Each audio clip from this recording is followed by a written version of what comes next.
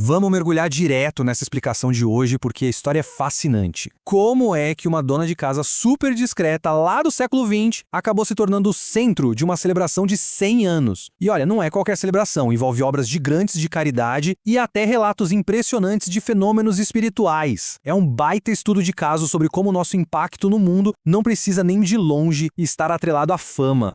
E isso traz uma reflexão daquelas pra gente. Sabe, quando a gente pensa em legados imensos, é automático imaginar líderes globais, ativistas, figuras públicas que estão sempre na mídia. Mas a provocação aqui é olhar para o poder daquele cotidiano invisível. Será que o simples ato de cuidar, feito ali quietinho nos bastidores, tem força para atravessar décadas e erguer instituições inteiras? Começando aqui a nossa primeira parte, Vida Simples Relembrada, vamos olhar um pouco para as memórias de Vera Cruz. Para entender o tamanho dessa obra toda, a gente precisa primeiro olhar para a mulher no centro disso. Nada de figuras históricas grandiosas aqui. A gente está vendo uma mãe e esposa de uma simplicidade enorme. A vida da Vera Cruz é um lembrete de que o impacto de verdade quase sempre começa ali, na dedicação diária dentro de casa. Ela era muito amorosa, focada em fazer o bem nas pequenas coisas. Uma vida comum aos olhos de fora, sem buscar holofote nenhum, mas cheia daquelas lições de paciência que valem ouro. E é justamente essa base modesta que deixa a proporção de tudo isso muito mais impressionante. Seguindo para a nossa parte 2, o luto vira serviço. Como, da lágrima, nasce a obra.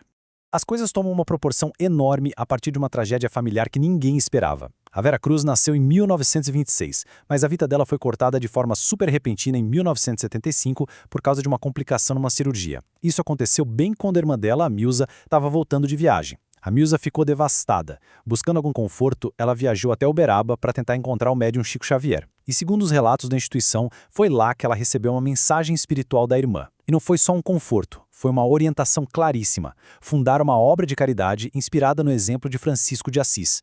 E olha, foi na mosca exatamente o que aconteceu. O luto não paralisou a família. Muito pelo contrário, ele virou um compromisso para o resto da vida com quem mais precisava.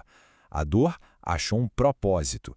Assim nasceu a Casa de Caridade Irmã Vera Cruz, criada literalmente para dar comida para quem tem fome, roupa para quem tem frio e também aquele abraço espiritual.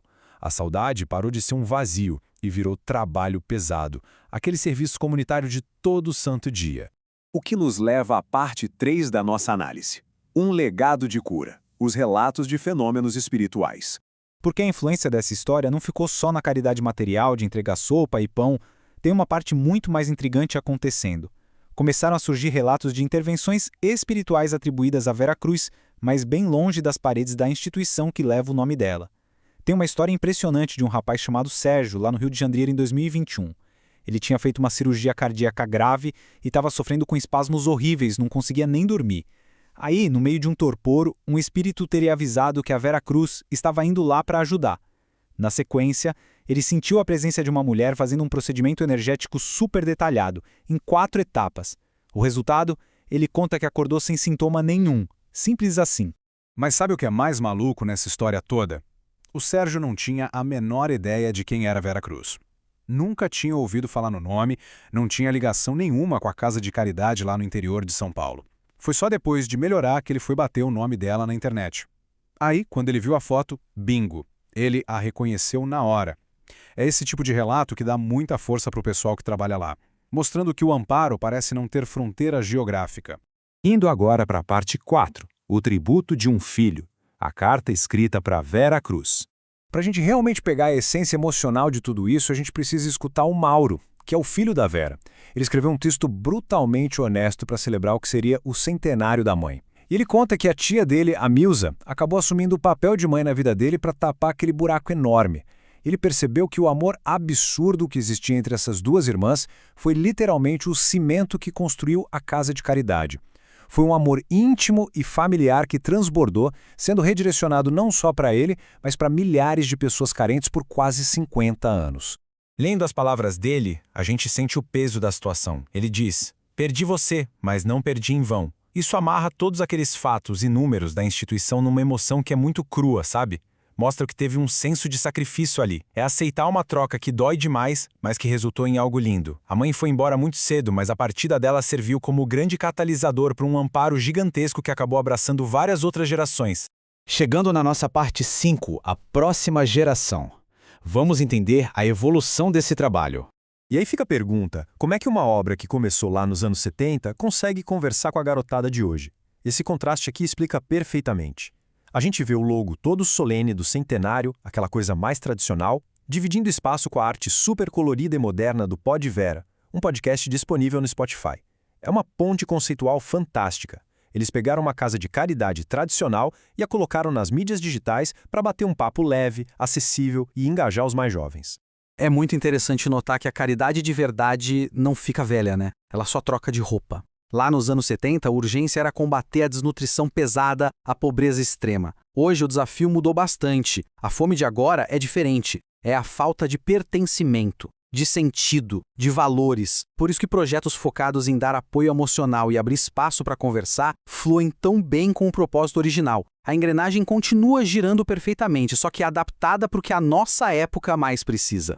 Mas claro, no mundo real as contas chegam e manter tudo isso funcionando exige muito suor contínuo. Eventos promovidos pela comunidade, tipo esse chá beneficente, são cruciais. É o sangue que corre nas veias do projeto. Sem o voluntariado e o apoio local, a organização não para em pé. É esse engajamento que financia as operações, garantindo desde o clássico prato de sopa até a gravação dos novos episódios de rádio na internet. Já caminhando para o encerramento da nossa análise de hoje, vale a pena parar um segundo nessa frase que saiu diretamente de uma das cartas da própria Vera Cruz. Servir é o culto mais importante do Evangelho.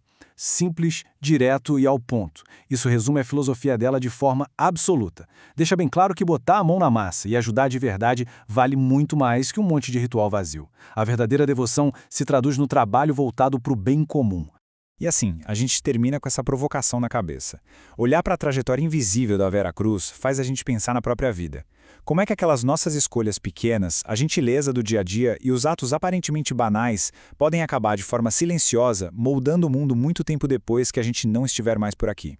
Fica aí essa reflexão poderosa sobre a baita diferença que existe entre simplesmente fazer barulho e de fato fazer a diferença.